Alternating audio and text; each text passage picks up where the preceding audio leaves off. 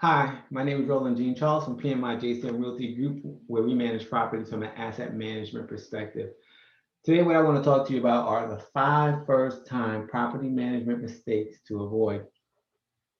Now, for new property managers or for new investors or new owners who inherited a property, became an accidental, property manager due to inheritance or some other type of property transfer method, and or if you are just new to the industry, you're looking um, to buy properties and use that as a vehicle for wealth creation, by owning properties for the long term and ultimately getting a return on your investment through the revenues that you're generating every month with the cash flow, right? For all of those individuals, um, there are ways you can do property management better. And so, how do you do that, right? Like for myself, it took me a very long time to get to a place where I had a good understanding of how to perform property management in a way that was able to get a return on investment for me and for my owners. And what I want to do today is I want to kind of give you kind of a cheat sheet, right? I want to give you an idea of the five top mistakes new property owners make and how to avoid those mistakes so that you can get a better return on your investment moving forward, right? And so the reality is sometimes, the biggest roadblock or problem that a new property owner has is just knowing where to start. And if you recently have started to buy a house or just took ownership of a rental property, um, there are countless hurdles that you may run into. And even if you're a veteran, every day for myself, I'm always learning something new and how to manage properties better, how to interact with tenants and owners, and return and add value to what it is that they already have.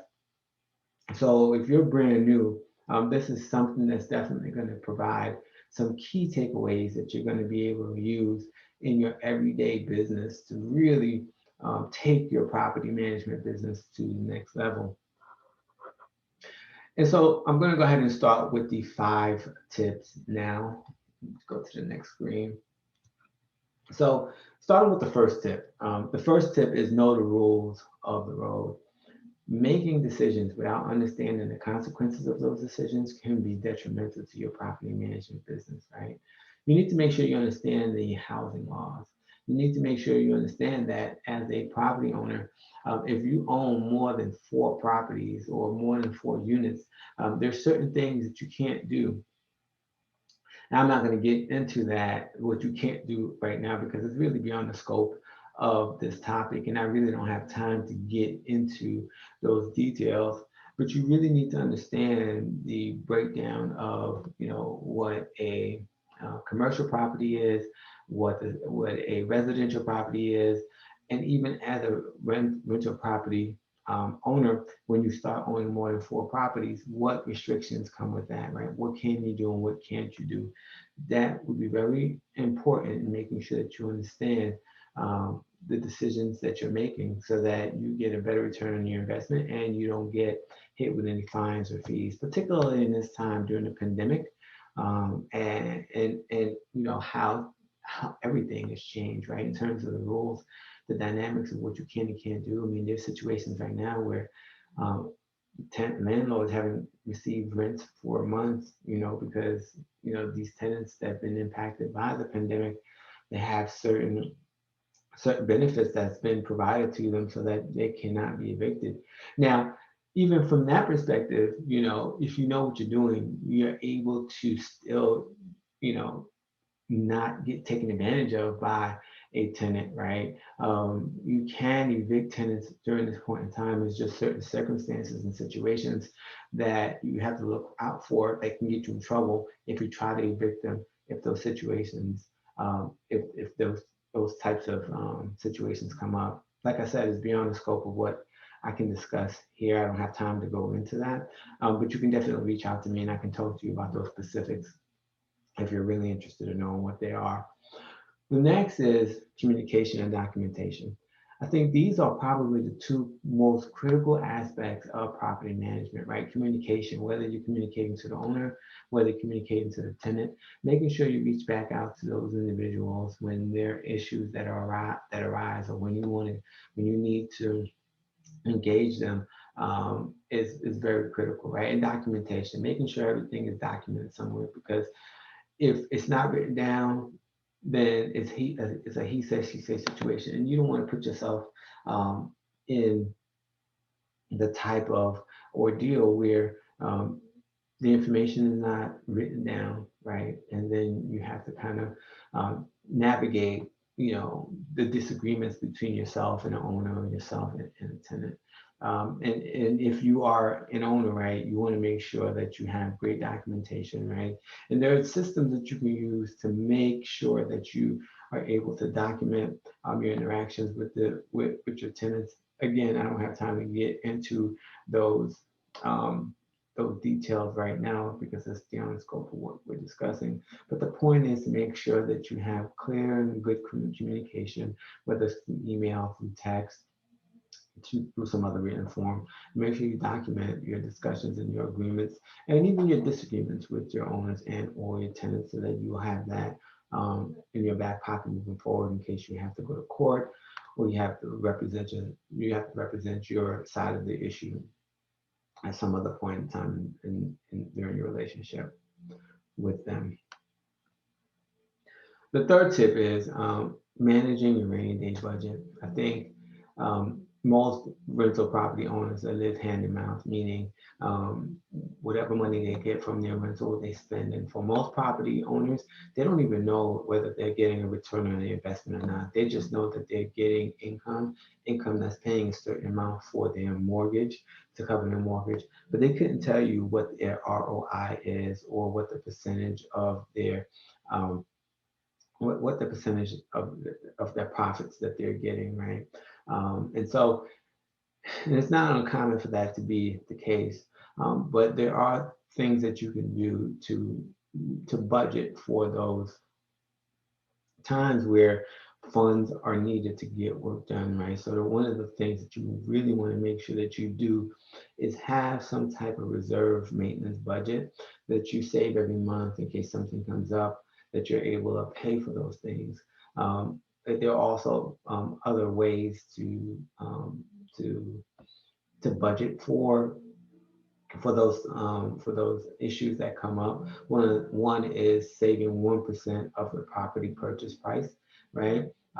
That can definitely help you if something were to happen with the property. You'll have the funds to fix it, and you'll find um, a lot of rental property owners, when something happens, they have to really, um, get a loan, or they have to go into their um, go into their personal funds to get the things paid for, because they don't have any savings or any type of budget that they're accounting for in their property. And the reality is, you really need to have maintenance as a cost of doing business, it calculated within your income, so that you know exactly what you're making. Because sometimes those maintenance costs can make you not profitable if you don't budget for it right. Meaning you don't price your property right when you're trying to buy it. So the third tip is to manage your rainy day budget. The fourth tip is be mindful of how you spend your time, right? I know for me, and people as a whole, I think we procrastinate, and we spend time on activities that don't move the needle in our business. And so you need to make sure that you're efficient in what you do. I streamline as much as possible wherever I can, and also I take the opportunity to I take the opportunity to hire external vendors and staff to do things on my behalf, right? For me, I don't, I hire a team to do my $10 or hour job, so I can focus on doing the $100 an hour jobs, right? And so be mindful of how you spend your time, outsource where it's appropriate, and value your time so that you can use your time more wisely to grow your business and work on your business, not in your business. And the last tip that I want to give you is don't cut pre-screening corners, right? You need to really make sure that you take the time to screen your tenants, because not verifying employment or not verifying references can come back to haunt you later when when you realize you have a tenant from hell. You want to make sure that you take the time to really screen your tenants to ensure that they are um, the right tenants that bring you revenue and they don't take money out of your pocket, right? So those are the 5 tips.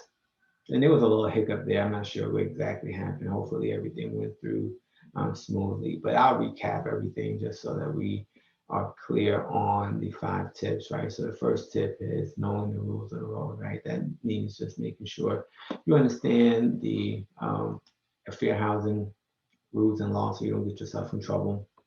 Second tip is make sure you communicate with your homeowners and your tenants and make sure you document all everything that you discuss, particularly if there's a disagreement, right? So that everyone's on the same page. If we have to go litigate or you have to you have to clarify things later.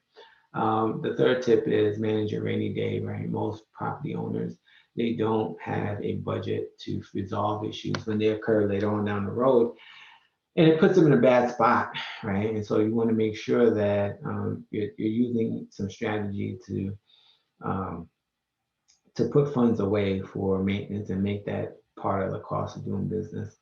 Um, Being mindful of how you spend your time, right?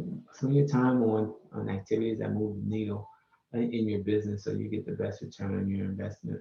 And then don't cut pre-screening corners. Make sure you screen your tenants so that you have the right tenant in the property and you don't get stuck with a bad tenant that ends up costing you more in the long run.